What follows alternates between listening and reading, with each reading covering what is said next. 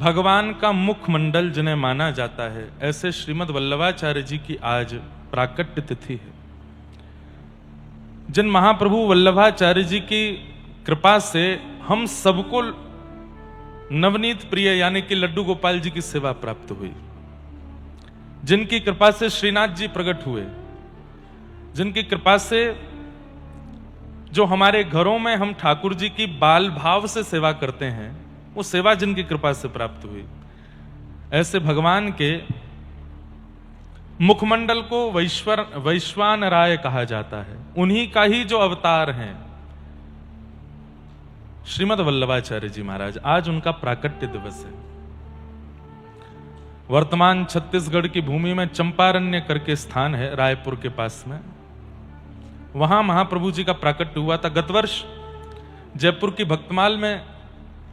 भक्तमाल कथा में, हर वर्ष एक कथा जयपुर में करते हैं भक्तमाल की, जन्माष्टमी के आसपास, तो महाप्रभु जी का चरित्र पूरा कहा था। आज ही के दिन उनका प्राकट्य हुआ, जिन्होंने सुंदर भगवान की स्तुति गाई, मधुराष्टकम। अधरम मधुरम वदनम मधुरम मधुराधिपते अखिलम मधुरम। गोपी मधुरा गावो मधुरा, यष्ट मधुरा सृष्टि मधुरा, मधुराधिपते अखिलम मधुरम। वल्लभ कुल संप्रदायाचार्य श्रीमद् वल्लभाचार्य जी महाप्रभु, आज उनका प्राकट्य दिवस है। उनके प्राकट्य दिवस की आप सब वैष्णवों को खूब खूब बधाई हो, हमको भी दो बधाई हो। जिनकी कृपा से गुजरात प्रांत में, महाराष्ट्र प्रांत में, राजस्थान प्रांत में भक्ति जन जन तक पहुंची। ये जय श्री कृष्ण बोलने का जो प्रथा आई ना हम लोगों में, ये भी महाप्रभु जी की कृपा, श्रीमद् वल्लभाचार्य जी महाप्रभु। श्रीमद् वल्लभाचार्य जी महाप्रभु का ऐसा स्वरूप था, पूरा चरित्र तो मैं नहीं सुनाऊंगा। वो प्रत्येक दिन ब्रह्म संबंध देते थे और बिना ब्रह्म संबंध किए कुछ पाते नहीं थे। ब्रह्म संबंध मतलब गुरु दीक्षा। रोज एक व्यक्ति को ब्रह्म संबंध देना, यह उनका नियम था। उनके लिए ब्रह्म संबंध शिष्यों की फौज बढ़ाना नहीं था, किसी एक व्यक्ति को ठाकुर जी के चरणों से जोड़ना।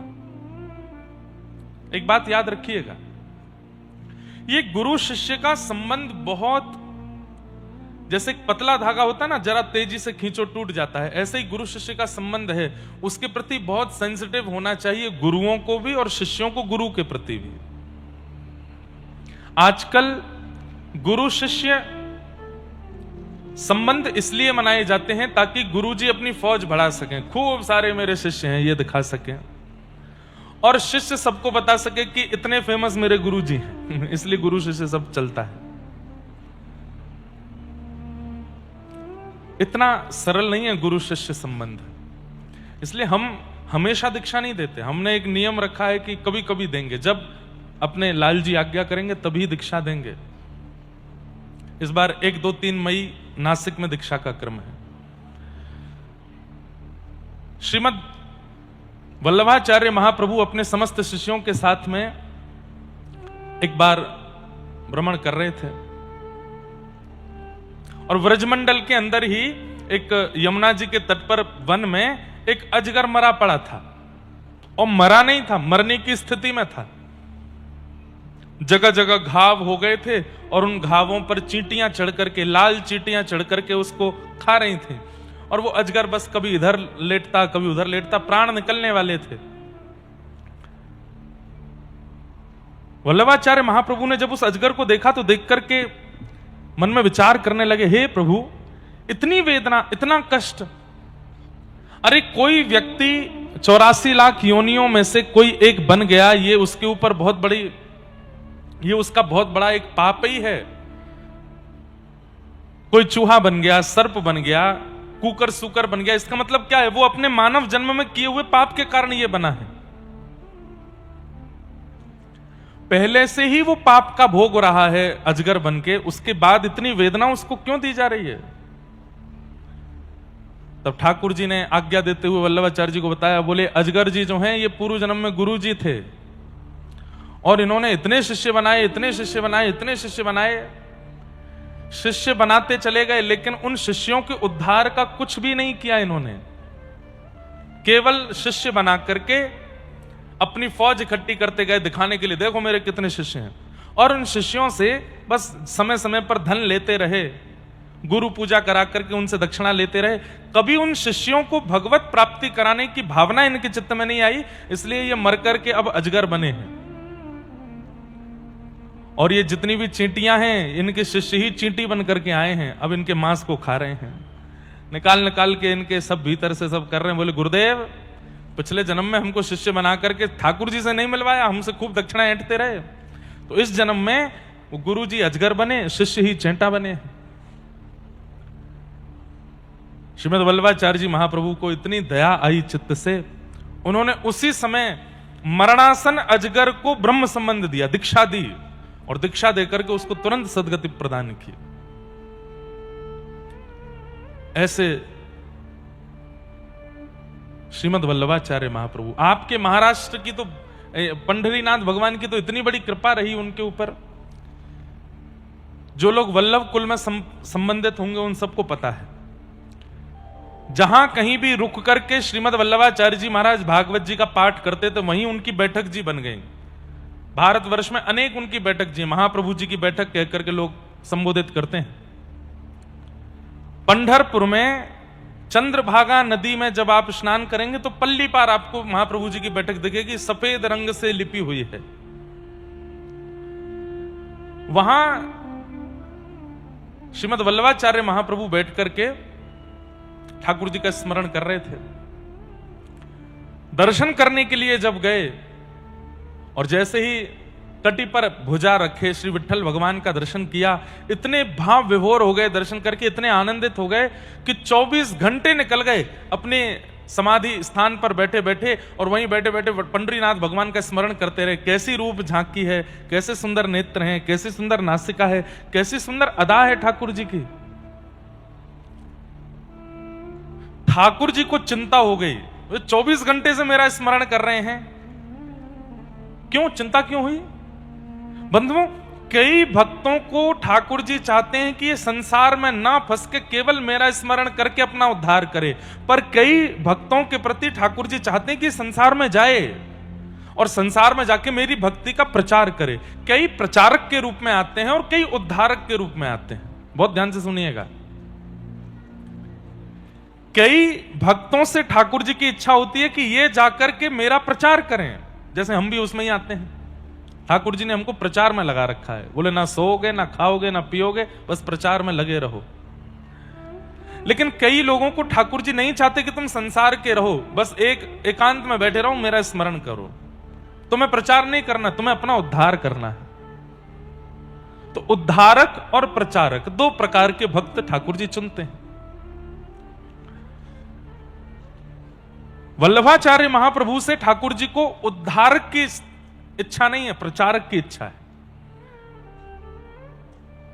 वल्लभाचार्य महाप्रभु बैठ करके स्मरण कर रहे थे, वहीं पंढरीनाथ भगवान प्रकट हो गए, चंद्रभागा नदी के उस तरफ। और जैसे ही प्रकट हुए ठाकुर जी को देख करके अति आनंदित हो गए।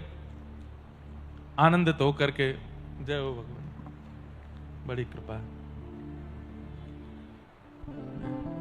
हमारे महाराष्ट्र की भूमि के और वारकरी संप्रदाय के अति विशिष्ट महापुरुष और उनके सुपुत्र और उनके पौत्र सब यहां पधारे हैं, बड़ी कृपा है। जय हो।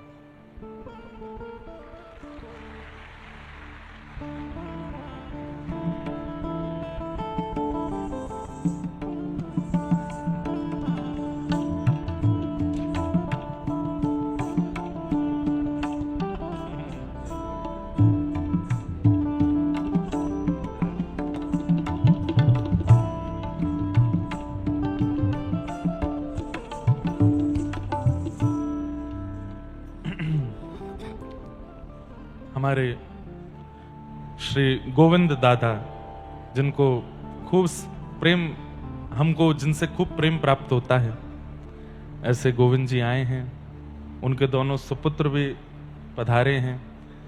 2 वर्ष पूर्व जब नासिक में 1 मास तक रह करके अनुष्ठान और कथा करने का अवसर मिला था, तब आपका सानिध्य, आपके पितामह का सानिध्य खूब हमें प्राप्त हुआ। तब से ही खूब स्नेह प्रेम है।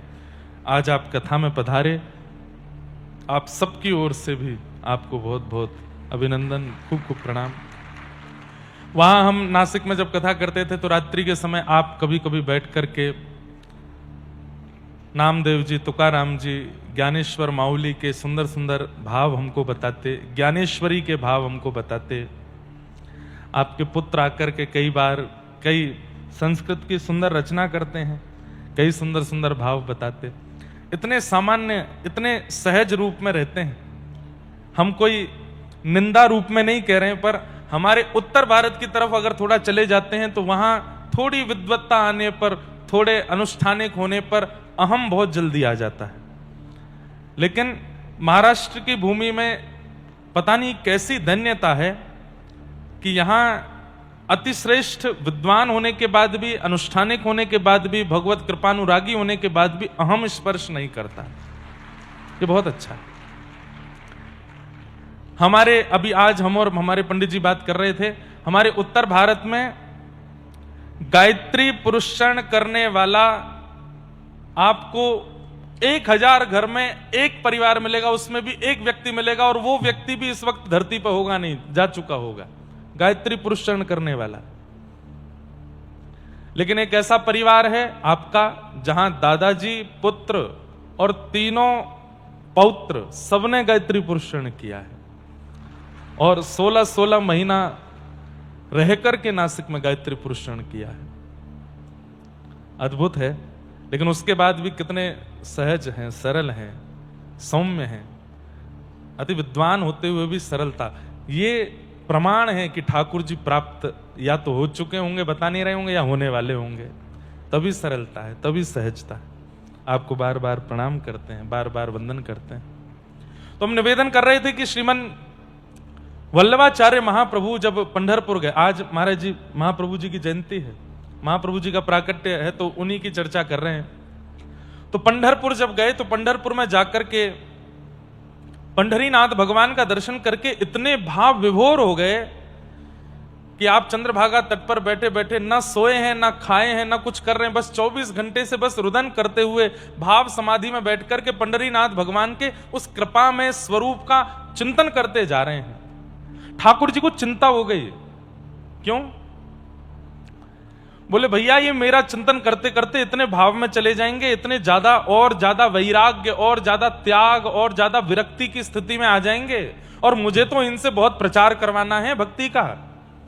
तो ठाकुर जी प्रकट हो गए।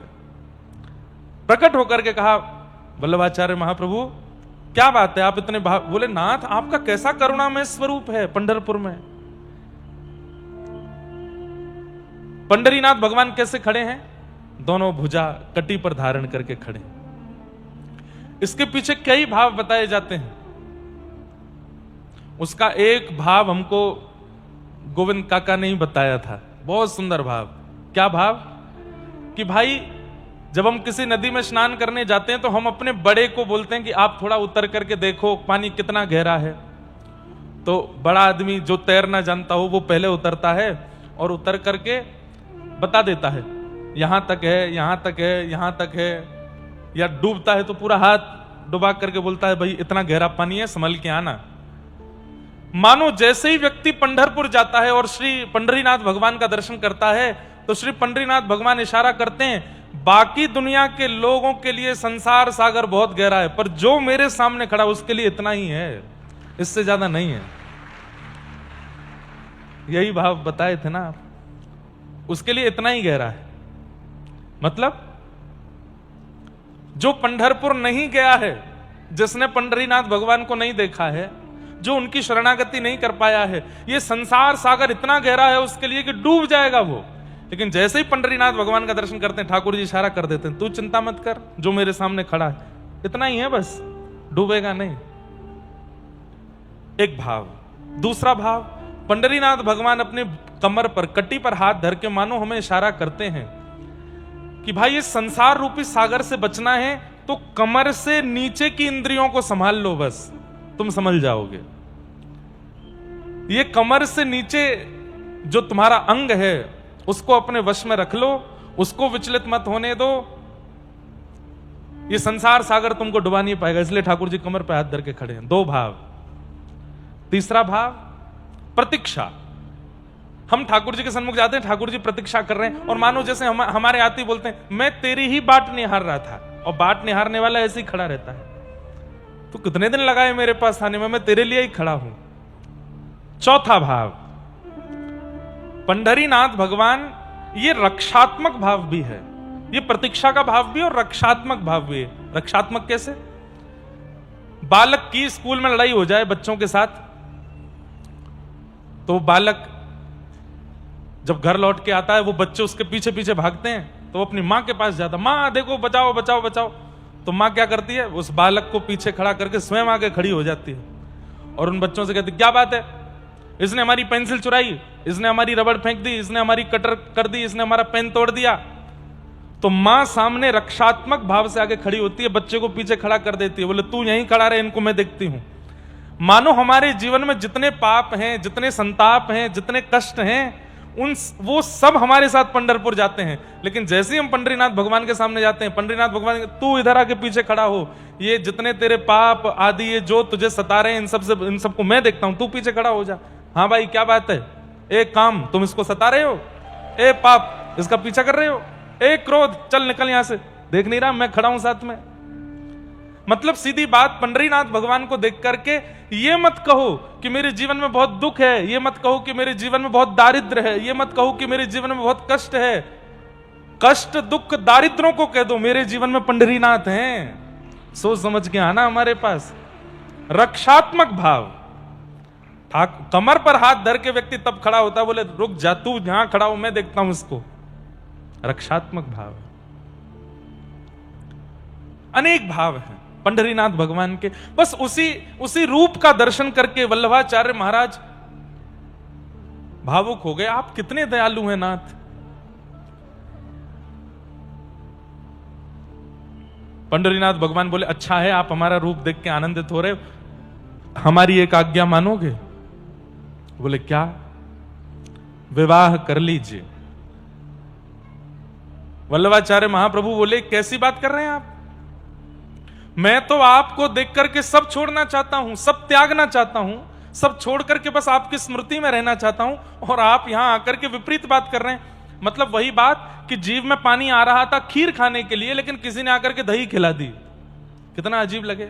मीठा खाने का मन हो, मीठा खाने का भाव हो, अब मन में तो इच्छा थी कि भाई तुम हमारे लिए पूरन पोली बना के लाना, पूरन पोली मीठी होती है, और हम पूरी रात प्रतीक्षा करते रहे कब सुबह होगी पूरन पोली आएगी। लेकिन सुबह जब थाली में परोसा गया तो पूरन पोली नहीं थी, आलू का पराठा था।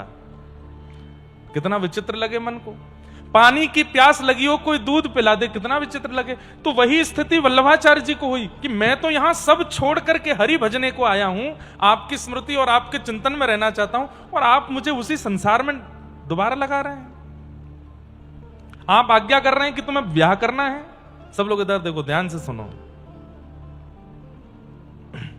ठाकुर जी बोले हमें आपसे प्रचार करवाना है भक्ति का, हमें आपसे प्रचार करवाना है, इसलिए कृपा करके आप विवाह कीजिए।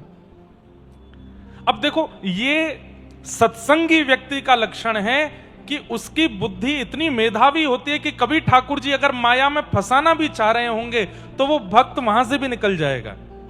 ये सत्संग से होता है। जाढ्यम धियो हरति सिंचति वाच सत्यम मानोन्नति दिशतु पापम अपा करोति लक्ष्मी तनोति वितनोति च दिक्षु कीर्ति सत्संगति कथय किम न करोति पुंसाम। सत्संग सब कुछ देता है व्यक्ति को। इसलिए रोज कथा सुना कीजिए। 10 मिनट सुनो, 20 मिनट सुनो, यूट्यूब पर सुनो, इंस्टाग्राम पर सुनो, कहीं भी सुनो, बिना सुने रहना नहीं है, रोज सुनिए। क्यों? सत्संग सुनते सुनते सुनते सुनते बुद्धि, मन, जीव नेत्र सब योग्य होते चले जाते हैं। किसी दिन अगर ठाकुर जी आ गए सामने तो ठाकुर जी बड़े चतुर हैं, अपने बात के जाल में आपको ऐसा फंसा देंगे कि आप दोबारा संसार में ही गिरोगे जाके। कैसे? गोपियां सब छोड़ करके रास के लिए गई हैं ठाकुर जी के पास, और ठाकुर जी उन गोपियों को क्या समझा रहे हैं? भर्तु शुश्रूषणम स्त्रीणाम परो धर्मो यमाय तदबंधुनाम च कल्याणम प्रजानाम चानुपोषणम। स्त्रियों का धर्म क्या होता है, ठाकुर जी ये उनको समझा रहे हैं। पति के प्रति कैसा व्यवहार करना चाहिए, सास ससुर ननद ससुराल बच्चे, स्त्रियों का धर्म क्या होता है। मैं और आप होते तो डर के मारे भाग गए होते कि नाथ गलती हो गई, हम गलत आ गए आपके पास। लेकिन गोपियां घबराई नहीं, बोले कितना भी हमको स्त्री धर्म बताओ, आपके सन्मुख ना कोई स्त्री है ना कोई पुरुष है, सब भक्त हैं और हम आपको प्राप्त करने आए हैं। चाहे आप कितना भी पति की महिमा बताओ, हम लौट के जाने वाली नहीं है यहां से, आपको प्राप्त करेंगी। मैवं विभोर्हति भवान कदितुम नृशंसम् संत्यज्य सर्व विषयांस्तव पादमूलम् भक्ता भजस्व निर्मक। थोड़ा भाई तानपुरा बढ़ाओ। देवो यथादि पुरुषो भजते मुमुक्षु। नहीं गई गोपियां लौट के, कितना भी डराया ठाकुर जी ने, कितना भी पाप का भाव बता दिया, अरे स्त्रियां होकर के आधी रात परपुरुष के पास चली आई हो, नहीं गई लौट करके गोपियां। तो ठाकुर जी तो मिलते ही ऐसी बात करेंगे कि आप डर के मारे वापस लौट जाओगे। आपको इतना डरा देंगे कि भाई तुमने कितना बड़ा पाप कर दिया।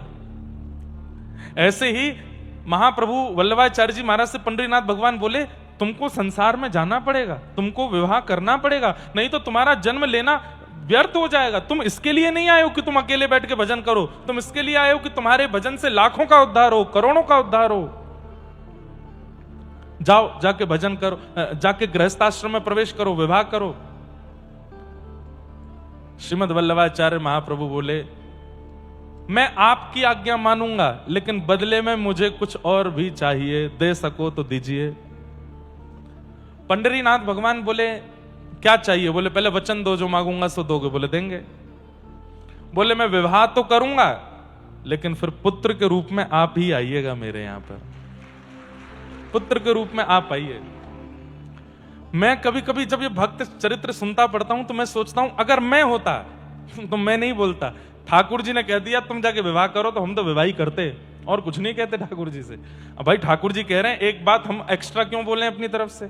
लेकिन ये सत्संग का प्रभाव है कि वो ऐसी मेधावी बुद्धि प्रदान करता है कि ठाकुर जी भी अगर कहीं आपको कुछ आज्ञा कर रहे हैं तो उनसे क्या चर्चा करनी है, ये सत्संग सिखाता है।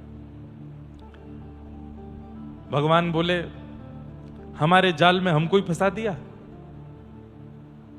हमें पुत्र रूप में लेकर के क्या करोगे महाप्रभु जी। तब वल्लभाचार्य महाप्रभु कहते हैं, मुझे मेरे मन पर भरोसा नहीं है। विवाह के बाद पत्नी में आसक्ति होती है, फिर संतान होने के बाद पुत्र पुत्री में आसक्ति होती है, लेकिन यदि पुत्र होने के बाद वह पुत्र भगवान ही होंगे तो उनके प्रति आसक्ति भी भक्ति बन जाएगी। इसलिए आप ही पुत्र बन के आओ। मैं संसार में रह नहीं सकता, मैं तो आप में ही प्रेम भी आपसे करूंगा, आसक्ति भी आप में करूंगा, क्रोध भी आप पे करूंगा, सब कुछ आपसे। इसलिए आप मेरे पुत्र बन के आओ। भगवान ने हृदय से लगा लिया वल्लभाचार्य महाप्रभु को और आज्ञा दे दी, मैं आपका पुत्र बन के आऊंगा। और श्रीमद वल्लभाचार्य जी के पुत्र के रूप में गोसाई श्री विठलनाथ जी का अवतरण हुआ। उनका नाम ही विठलनाथ रखा। विठलनाथ जी जिन्होंने ठाकुर जी के श्रृंगार, राग और भोग, इन तीन सेवाओं का प्रतिपादन किया। ठाकुर जी का श्रृंगार कैसा होना चाहिए, सबसे पहले धराधाम पर श्री विठलनाथ जी ने बताया। ठाकुर जी की भोग सेवा कैसी होनी चाहिए, ये विठलनाथ जी ने बताया। ठाकुर जी के सामने कौन सा राग गाना चाहिए, कैसे पद गाने चाहिए, ये भी विठलनाथ जी ने बताया। आज पूरा विश्व जिस सेवा प्रणाली का पालन कर रहा है, उसमें बहुत बड़ी कृपा श्री विठलनाथ जी की। कूलर बंद हो गए क्या हैं? अच्छा तो लग रहा है, वैसे शांति हो गई। आप लोगों को गर्मी लगेगी वो बात अलग है, पर मंच पर क्या बढ़िया शांति से हो गई है। अब ज्यादा पंखा मत करिए, आप ऐसे बैठे रहो, थोड़ा तप करो, कथा में तप जाओ। आपको लग रहा होगा हम एसी में बैठे हैं इसलिए बोल रहे हैं, हमारे एसीओं के भी चल नहीं रहे, ये भी बंद हैं। सीधी बात, तोहे मोहे नाते अनेक, मानिए जो भावे, जो त्यों तुलसी कृपालु, चरण शरण पावे।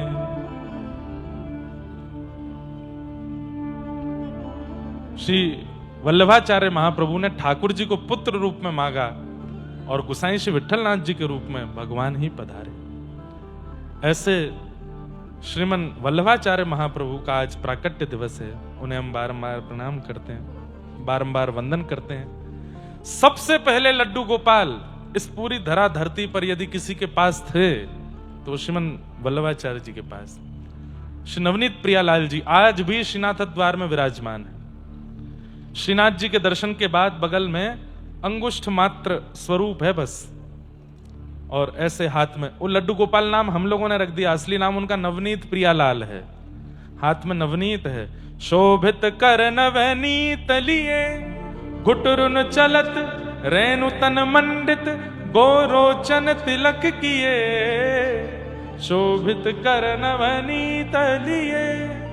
सूरदास जी का बहुत अच्छा पद है। श्री सूरदास जी के गुरुदेव हैं जो अष्ट सखा हैं, उन अष्ट सखाओं में से 4 सखा जो हैं उनके गुरुदेव श्रीमद वल्लभाचार्य महाप्रभु, और 4 सखाओं के गुरु श्री गोसाई विठलनाथ जी।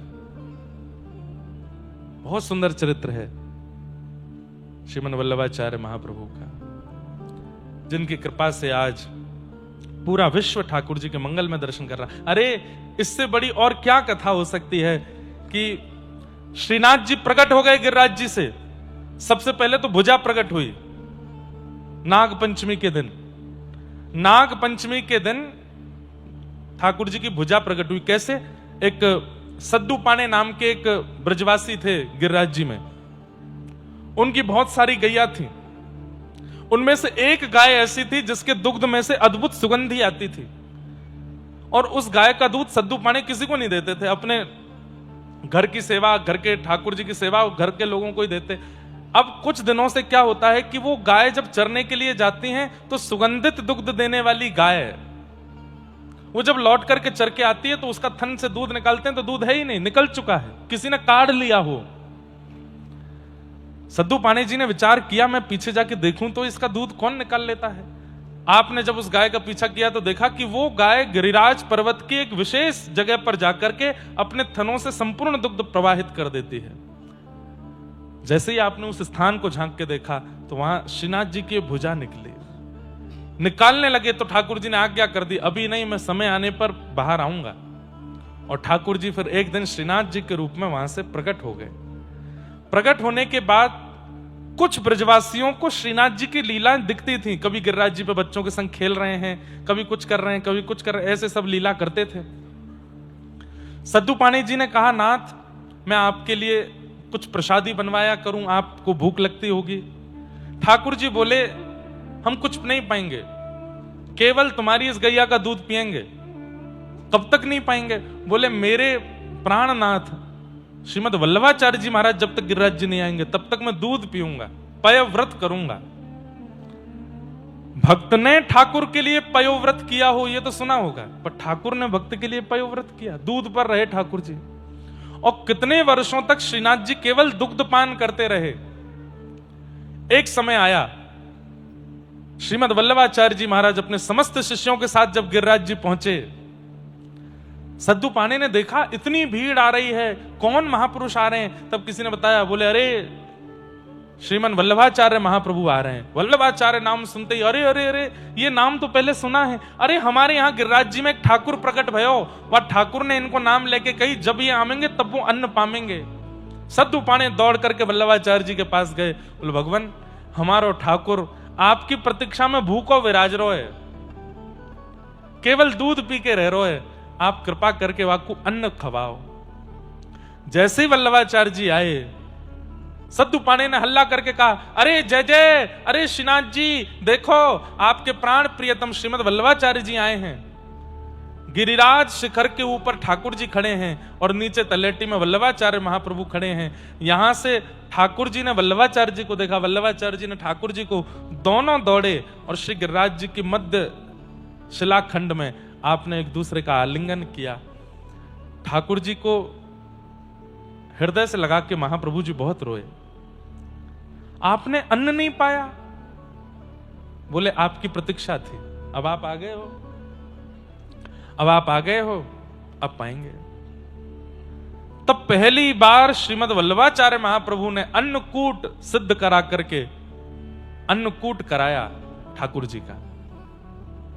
ऐसे महाप्रभु वल्लभाचार्य जी के प्रिय श्रीनाथ जी, ऐसी सब लीला। तो ऐसे महाप्रभु जी का आज प्राकट्य हुआ, उन्हें बारंबार प्रणाम करते हैं और आप सब भक्तों को, आप सब श्रोताओं को महाप्रभु जी के प्राकट्य की बधाई देते हैं। ठाकुर जी ऐसी कृपा करें, उन जैसी भक्ति हमारे चित्त में आवे कि ठाकुर जी हमसे भी रीछें। आज कई सारे प्रश्न आए हैं, उनमें एक प्रश्न है कि जब मैं नाम जप नहीं करता था, मन माने आचरण करता था, सिर्फ मंदिर भी कभी कभी जाता था, तब मेरे काम भी होते थे, व्यापार भी चलता था, कोई अपमान भी नहीं करता था।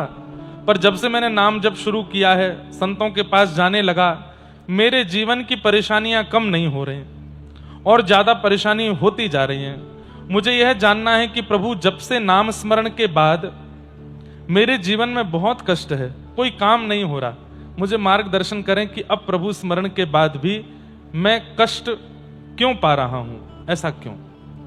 बहुत ध्यान से सुनिए। पहली बात तो, पेट में दर्द हो और आप सिर दर्द की दवाई खाओगे तो पेट दर्द कैसे ठीक होएगा? नाम जप कष्ट दूर करने के लिए नहीं, भगवत प्राप्ति के लिए होता है। आपने नाम जप चुना ही गलत कार्य के लिए है। संतों के पास जाना, कथाएं सुनना, नाम जप करना, ये इसलिए थोड़ी कर रहे हैं कि हमारे जीवन में कष्ट नहीं आवे। ये इसलिए कर रहे हैं कि चाहे जितने कष्ट आए, ठाकुर जी हमें आपको पाना है। अच्छा, हमें एक नाम बता दो, मीराबाई, क्या जीवन में कष्ट नहीं था?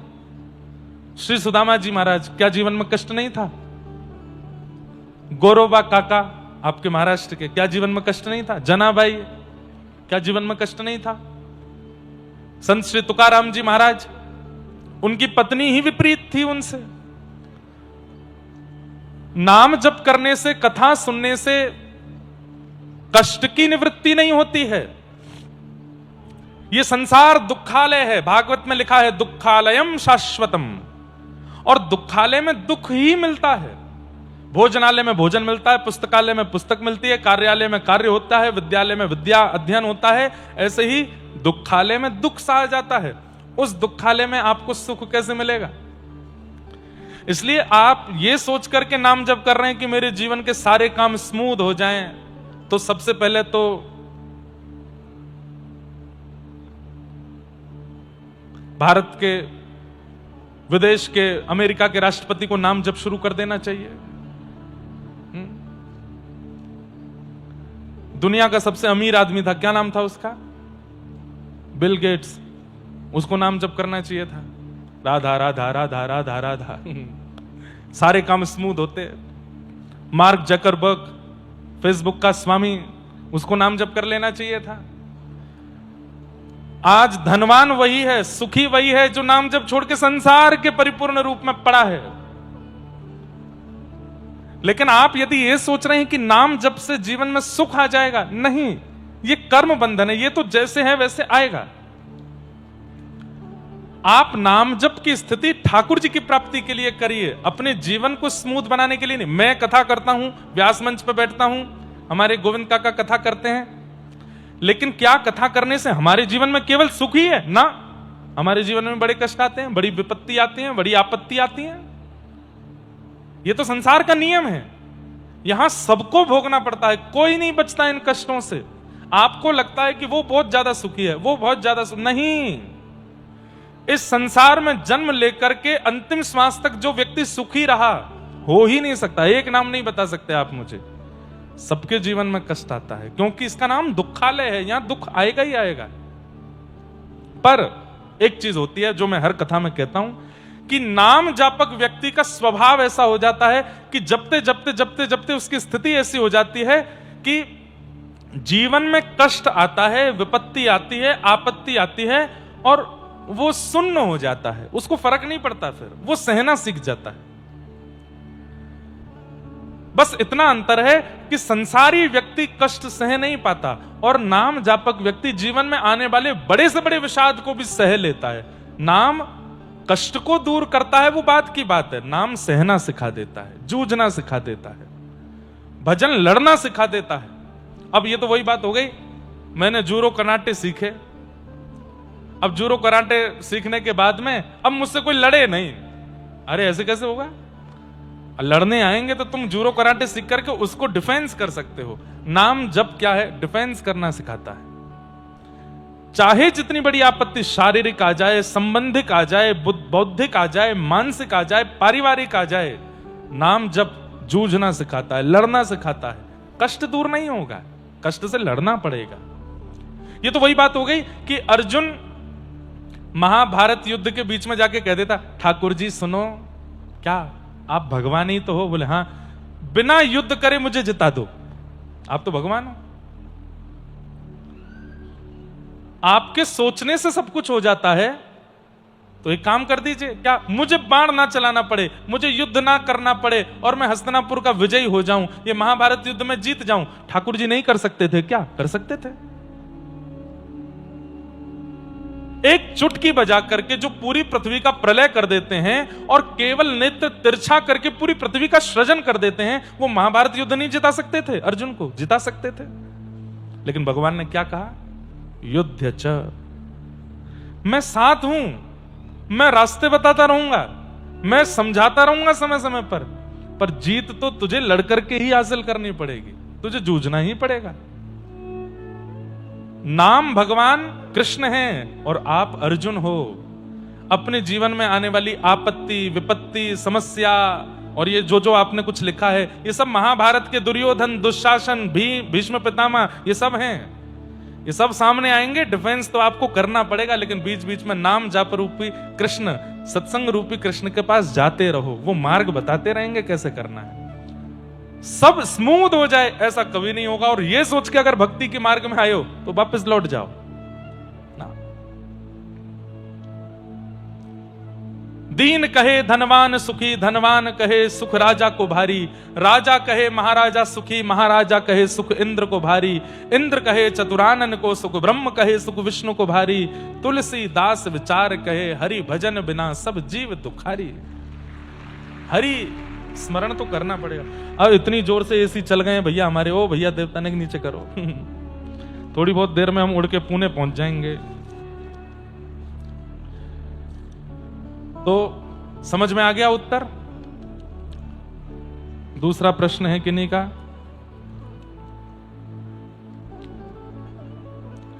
किसी का प्रश्न है कि महाराज जी मेरा एक प्रश्न है कि आपने अपना नाम लिखा है और आप श्री राधा वल्लभ संप्रदाय से दीक्षित हैं। मेरे गुरुदेव जी का नाम पूज्य प्रेमानंद जी महाराज है। उनके नियमों का मैं सब पालन करता हूं। उन्होंने कहा कि एकादशी व्रत श्री राधा वल्लभ संप्रदाय में पालन नहीं किया जाता है, पर मैं बचपन से एकादशी व्रत का पालन करता था, पर मैं कभी दीक्षित हूं, तो अभी क्या करूं? अब देखो,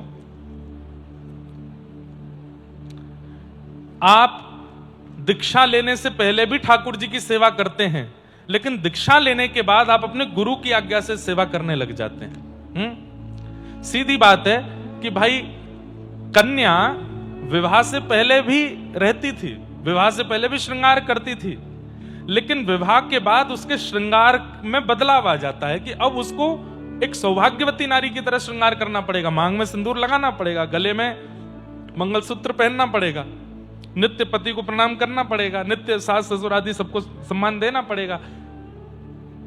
अब वो तो वही बात होगी, महाराज जी हम तो विवाह से पहले अपने मायके में भी खूब 10-10 बजे सो के उठते थे, यहाँ पे 8 बजे उठना पड़ता है, 7 बजे उठना, ऐसे कैसे चलेगा विवाह के बाद करना तो पड़ेगा ना। दीक्षा भी विवाह है, आपको अपने गुरु की आज्ञा माननी पड़ेगी। हमारे वृंदावन में श्री राधा वल्लभी परंपरा और श्री हरिदासी परंपरा में एकादशी व्रत नहीं होता, और उसके पीछे कारण क्या है?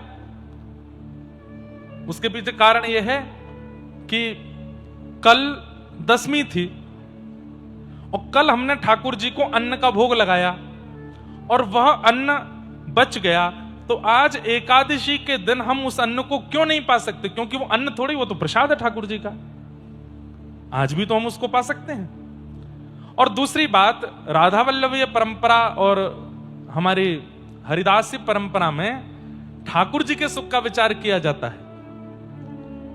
एकादशी व्रत अपने उद्धार के लिए होता है और राधा वल्लभी परंपरा और हरिदासी परंपरा में अपने उद्धार का विचार नहीं किया जाता। हमारे प्रिया प्रियतम राजी रहें, उनको बढ़िया बना के पवाएंगे, उनको बढ़िया आनंद कराएंगे, उनके बढ़िया निकुंज रस में सुख घोलने का। हम सहचरी हैं, हम दासी हैं, हम सखी हैं, हम अपने सुख का विचार कैसे कर सकते हैं? हम तो उनके सुख का विचार करेंगे। इसलिए इन दो परंपराओं में एकादशी व्रत नहीं होता। अब यहां एक कथा और आती है, जगन्नाथपुरी में भी एकादशी नहीं होती। एक बार श्रीमद वल्लभाचार्य जी महाराज जगन्नाथ भगवान का दर्शन करने गए और जैसे ही ठाकुर जी का प्रसाद भात, वहां तो भात ही पाते हैं, भात मिला तो महाप्रभु जी ने हाथ में भात ले लिया, पाया नहीं। क्यों? एकादशी है। ठाकुर जी ने टोका, महाप्रभु जी प्रसाद पाओ। हाँ ठाकुर जी अभी पाता हूं ना। महाप्रभु जी प्रतीक्षा कर रहे थे कि द्वादशी लगे तब तक ये हाथ में ही रहे, द्वादशी लगते ही इसी से ही पार ना करूंगा। ठाकुर जी मन की बात समझ गए, बोले मैं आवश्यक नहीं हूं, मेरा प्रसाद जरूरी नहीं है, एकादशी जरूरी है। और द्वादशी लगती जैसे ही महाप्रभु जी ने पाया तो उतना जो भाग था वो श्वेत पड़ गया। खूब मिटाया लेकिन वो श्वेत नहीं गया। ठाकुर जी को जाके ये क्या कर दिया? बोले कि जब हमारी नगरी में खड़े हो, हमारे सामने खड़े हो, तो आपने प्रसाद के प्रति अन्न बुद्धि क्यों रखी? वो अन्न नहीं है, वो प्रसाद है, इसलिए आपको पाना पड़ेगा। तो राधा वल्लभी परंपरा, हरिदासी परंपरा और तीसरा जगन्नाथपुरी में एकादशी व्रत का नियम नहीं है। आपको अपनी गुरु आज्ञा माननी चाहिए। गुरु अगर कह रहे हैं तो फिर उसी भाव से रहना चाहिए। और रही बात आपको अपने बचपन से किए गए नियम पर ज्यादा वो है कि हम तो बचपन से करते आए, हमें करने का मन है, तो फिर उसमें कोई बात नहीं। लेकिन आज्ञा गुरुणाम अविचारणीयाम, अपने गुरु की आज्ञा पर विचार मत करो। फिर किन्हीं का प्रश्न है कि मैं पढ़ाई लिखाई करने बंबई चली गई हूं और वहां मुझे बिल्कुल विपरीत लोग मिल रहे हैं, मुझे बिल्कुल विपरीत लोग मिले हैं, अनुकूल नहीं मिल रहे, अब मैं क्या करूं? प्रहलाद जी का स्मरण करो। श्री प्रहलाद जी महाराज के पिता भी विपरीत थे, चाचा भी विपरीत थे, भाई बंधु भी विपरीत थे, सखा भी विपरीत थे, नगरवासी भी विपरीत थे, लेकिन सब विपरीतों के बीच में रह करके भी ठाकुर जी को भजा। जैसे बंधुओं एक प्रेमी होता है, उसने अपने घर में कहा कि मैं उससे विवाह करना चाहता हूं।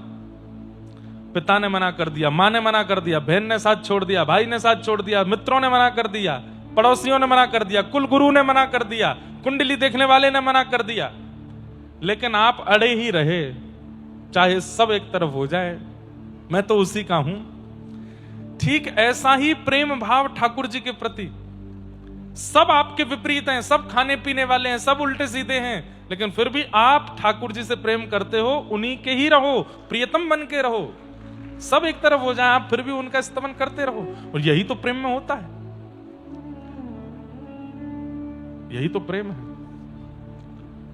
अगला प्रश्न है, अगर पत्नी के पहले से ही गुरु दीक्षा ले रखी है और अब हम गुरु दीक्षा लेना चाहते हैं, तो मेरा प्रश्न है कि पति पत्नी के अलग अलग गुरु हो सकते हैं? बिल्कुल, अगर आपकी श्रद्धा किन्हीं और में है। लेकिन इसका मतलब ये नहीं कि पत्नी के गुरु जी की 24 घंटा मजाक उड़ाते रहो। उनके गुरुदेव का भी सम्मान करो और आप जहां दीक्षा लेना चाहो वहां ले सकते हो, ऐसा हो सकता है। तो इस प्रकार ये सारे प्रश्न आज आए थे, सबको हम प्रणाम करते हैं, कोई रह तो नहीं गया, बस यही सब भाव थे, सबको वंदन करते हैं और आज की मंगलमय कथा में प्रवेश करते हैं। बोलो वृंदावन बिहारी लाल की जय। जन्माद्यस्य यतोऽन्वयादितरतः चार्थे स्वविज्ञस्वराट् तेने ब्रह्म हृदय आदि कवये मुह्यन्ति यत्सूरयः तेजो वारि मृदां यथा विनिमयो यत्र त्रिशर्गो मृषा धाम्ना स्वेन सदा निरस्तकुहकं सत्यं परम धीमहि। श्रीमद् भागवत जी का पहला श्लोक है और इस श्लोक की व्याख्या में अनेक अर्थ किए जाते हैं। जो परमात्मा कभी जन्म नहीं लेते, लेकिन जिनके उपस्थिति से यह पूरी सृष्टि बनती है, सबका जन्म पालन और मरण जिनसे होता है, ऐसे जो परमात्मा है। चार्थे स्वविज्ञ स्वराट, जो अविज्ञ हैं, अनविज्ञ नहीं है, सब जगह जिनकी स्थिति है और सब जो जानते हैं। तेने ब्रह्म हृदय आदि कवे, आदि कवि ब्रह्मा के भी हृदय को जो ज्ञान प्रदान करते हैं, पूरे ब्रह्मांड को बनाने वाला ब्रह्मा है, उस ब्रह्मा को भी जो ज्ञान देते हैं, ऐसे जो परमात्मा है। बड़े बड़े देवताओं को भी जो अपने ऊपर मोहित करके रखते हैं। पृथ्वी जल अग्नि वायु आकाश जिनके अधीन रहती है। यत्र त्रिशर्गो मृषा, ये पूरी सृष्टि जो कि अमृष है, अमृष मतलब मिथ्या, लेकिन जिनकी कृपा से ये सत्य सी प्रतीत होती है। ये संसार झूठा है। कैसे? अभी ज्यों ज्यों गर्मी बढ़ रही है, आप लोग सब हाईवे पर चलते हो तो देखते होंगे कि रोड पर कभी कभी ऐसा लगता है दूर से कि पानी है, लेकिन जैसे ही आप पास पहुंचते हैं तो वो पानी अंतर्ध्यान हो जाता है। वो सूर्य की किरणों से ऐसा लगने लगता है कभी कभी कि वहां पानी है, लेकिन वहां पानी नहीं होता। और कई बार ऐसा भी होता है कि कहीं कहीं लगता है कि यहां थल है, पानी नहीं है, लेकिन जब समीप पहुंचते हैं तो देखते हैं वहां तो दलदल है, पैर गड़ गए हमारे। कई बार घास ऐसी होती है कि उसको देख के लगता है यहां तो हम खेल सकते हैं। जैसे कूदते हैं तो वहां तो खूब कमर कमर तक पानी हो जाता है, दलदल में घुस जाते हैं। ठीक वैसे ही कई बार जल में थल का, थल में जल का हमको भ्रांति होती है। ठीक वैसे ही ये संसार मिथ्या है, ये सब स्वप्नवत है। मैं भी एक स्वप्न हूं, आप भी एक स्वप्न हूं, आपके अगल बगल में माता पिता भाई बंधु पत्नी बच्चे सब स्वप्न हैं, सब मिथ्या है, लेकिन वो सत्य हैं, इसको बनाने वाले सत्य हैं, इसलिए सब सत्य से प्रतीत होते हैं। मृत्यु जब हो जाती है ना व्यक्ति की, एक बात बहुत ध्यान से सुनिए, इधर देखो। मृत्यु होने के बाद जिस व्यक्ति की मृत्यु हुई है वो किस स्थिति में चला जाता है? अगर गुरु कृपा और ज्ञान उसको मिला होगा तो मृत्यु के बाद वो बहुत जोर से हंसता है। क्यों हंसता है? हे भगवान, 80 वर्ष तक मैं इस पूरे मिथ्या जगत में था, इसको अपना मान रहा था, उसको अपना मान रहा था, इसको ये अपना, ये पराया, इससे दुश्मनी, इससे मित्रता, ये सब चीज में मैं लगा था। बहुत हंसता है और हंस करके अपने आप को कोसता है, ये जन्म भी तुमने गवा दिया। अरे ये सब मिथ्या है, सांचे केवल और केवल मेरे ठाकुर जी थे। एक सूरदास जी का पद है, मैंने बहुत दिनों से नहीं गाया है, आज गाता हूं। राग केदार। चलो, नरसिंह मेहता को ये राग भगवान ने दिया था और कहा था कि ये राग मुझे इतना प्रिय है, कोई भी इस राग को गाएगा तो मैं तुरंत वहां प्रकट हो जाऊंगा। चलो प्रकट करते हैं ठाकुर जी को। आप में से गाना किसको आता है, नहीं गाना आता, ये हमें नहीं जानना। राग का ध्यान मत दीजिएगा, अनुराग में गाइएगा, ठीक है? हमारे साथ गाना। और महाराष्ट्र में, गुजरात में और साउथ के लोग तो गाते अच्छा ही हैं, ताल वाल में तो गा ही लेते हैं, लेकिन गाइएगा मेरे साथ। हाँ, राग केदार है, लेकिन पद हमारी बात से संबंधित है कि संसार मिथ्या है। सूरदास जी कह रहे हैं, मन पंछी उड़ जाई है जा दिन, मन पंछी उड़ जाई है, मन पंछी उड़ जाई है जा दिन, मन पंछी उड़ जाई। हमारे गोविंद काका की पुत्री, इनके 3 पुत्रों ने भी पुरुषण किया। इनकी पुत्री इतना सुंदर गाती हैं, इतना। जब हम नासिक में अनुष्ठान कर रहे थे तब आती थी और अभंग सुनाती थी। कभी तुकाराम जी का, नामदेव जी का, जनाबाई का। मुझे मराठी समझ बिल्कुल नहीं आती, पर पता नहीं क्यों मेरी आत्मा को इतना सुख मिलता है, मेरे रोंगटे खड़े होते हैं अभंग सुनते समय। तो मैं ऐसा मानता हूं पूर्व जन्म मेरा महाराष्ट्र में ही हुआ होगा, और महाराष्ट्र में तप करके, जप करके, भजन करके, यहाँ के सब आप लोगों के विद्वत जनों की कृपा प्रसादी से इस जन्म में ब्रजवासी बन गए। और केवल ब्रजवासी नहीं बने, ब्रजवासी बनकर के कथा सुनाने लगे, ठाकुर जी की रसमयी वाणी सेवा करने लगे। हम पूरे भारत में जाते हैं, लेकिन पता नहीं महाराष्ट्र के प्रति एक अलग आकर्षण है। और यहाँ की जो अभंग है, यहाँ की जो ठाकुर जी की सेवा, भक्तों के भाव है, वो अद्भुत है। बहुत सुंदर गाती हैं वो। आप लोग गाओ मेरे साथ।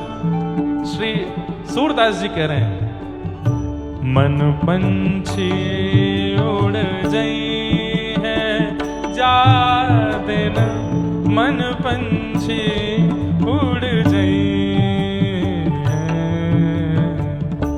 मन पंछी उड़ जाई है जा दिन, मन पंछी उड़ जाई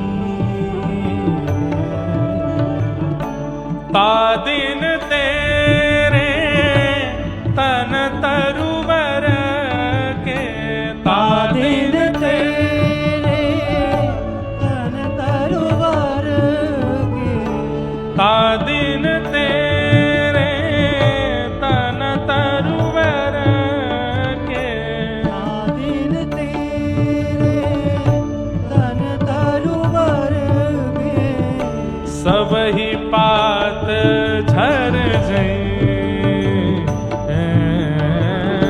सब ही पात झड़ जाई, मन पंछी उड़ जाई है जा दिन, मन पंछी उड़ जाई,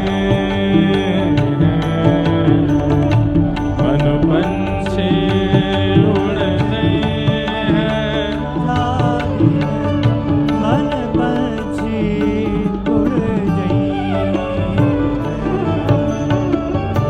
जिन लोगन से नेह करत है, जिन लोगन से नेह करत है, जिन लोगन से नेह करत है, जिन लोगन से नेह करत है, सो देख डर जाई,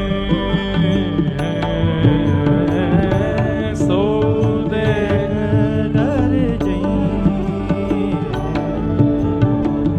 बिन गोपाल को नहीं अपनो, बिन गोपाल को नहीं अपनो, हे बिन गोपाल को नहीं अपनो, बिन गोपाल को नहीं अपनो, जासों की रति रही, जासों की रति रही,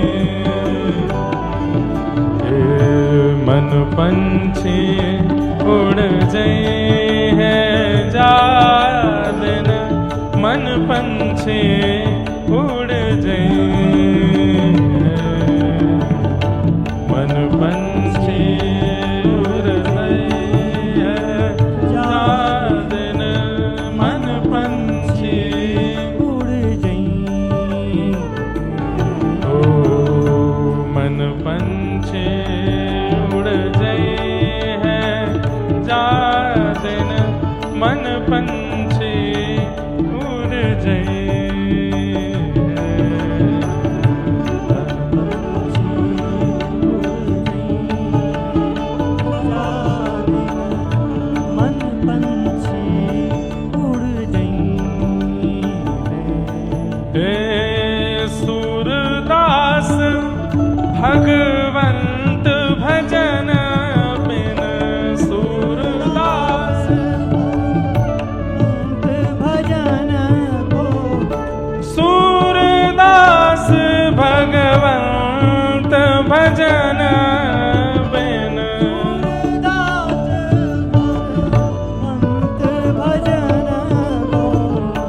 वृथा सुजन्म गवई, वृथा जन्म गवई। मन पंछी उड़ जाए है जा दिन, मन पंछी उड़ जाए, मन पंछी उड़ जाए जा दिन, मन पंछी उड़ जाए, मन पंछी उड़ जाए, मन पंछी उड़ जाए।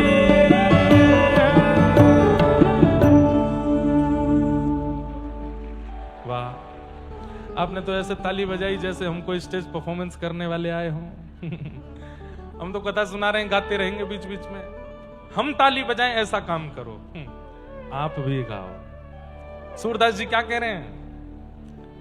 तादिन तेरे तनु तरवर के सबई पात झर जई हैं। कई सारे लोगों को तो इसका अर्थ ही नहीं समझ में आया होगा। सूरदास जी कह रहे हैं जिस दिन मन पंछी उड़ जाएगा उस दिन क्या होगा? बोले तन रूपी वृक्ष के जितने पत्ते हैं सब झड़ जाएंगे। आंख में देखने की जो शक्ति है, कानों में सुनने की जो लालायत है, नाक में जो ग्रहण की शक्ति है, जिह्वा में जो स्वाद की शक्ति है, ये सारी शक्तियां झड़ जाएंगी जिस दिन मन पंछी उड़ जाएगा। जा प्रियतम सो प्रीति घनेरी सो देख डर जई हैं। अरे प्राण निकल जाने के बाद में मरा हुआ प्रियतम का शव भी भयानक लगता है, उसको देखने का मन नहीं होता। कैसी प्रीति! अरे अभी रोड पर यदि कोई जानवर मरा हुआ हो हम बगल से निकल जाएंगे, लेकिन एक मानव मरा हुआ पड़ा हो तो नहीं जा सकते, घूम के जाएंगे। क्यों? पहली बात तो उसको देख के डर लगेगा, दूसरी बात कहीं बगल से निकल गई, इसकी आत्मा चिपट गई तो दूर से निकलते हैं। किसी की शव यात्रा भी जा रही होती है तो लोगों में ऐसी भ्रांति होती है, भाई आगे वाले से चलो, यहां से नहीं जाना। क्यों? कभी हमारे मन में ये नहीं आता ये जानवर मरा पड़ा, इसकी आत्मा लिपट गई तो हमें पता है कि वो नहीं तंग करेगा। तंग करना मानव का ही स्वभाव है, वो प्रेत बनने के बाद भी तंग करता है। जा प्रियतम सो प्रीति घनेरी सो देख डर जई हैं। अरे वो प्रियतम जिसके साथ 7 फेरे लिए उसकी मरणासन अवस्था हमको भयानक लगने लगती है, भयभीत लगने लगता है मरा हुआ प्रियतम भी। वो प्रियतम कैसा कौन है जिसकी हर स्थिति हमको सुख देती है? केवल गोपाल जी। वो चाहे हमें वृक्ष के पास मिल जाएं, चाहे घर में मिल जाएं, चाहे गली में मिल जाएं, चौबारे मिल जाएं, स्वप्न में मिल जाएं, दिन में मिल जाएं, रात में मिल जाएं, उनसे कभी भय नहीं लग सकता। जिससे कभी भय ना लगे वही तो अपना है। बिन गोपाल को नहीं अपनो, जासों की रति नहीं है। सूरदास भगवंत भजन बिन वृथा सुजन्म गवई। क्यों फालतू में अपना जन्म गवा रहे हो? ठाकुर जी का भजन करो, हर क्षण उनका स्मरण करो। तो संसार मिथ्या है, लेकिन मायावी है, लेकिन हमको सत्य जैसी लगती है। हमें इंपॉर्टेंस लगने लगता है, कमाना है, खाना है, बनाना है। केवल आपको नहीं बोल रहा हूं, मैं खुद को भी बोल रहा हूं ये बातें।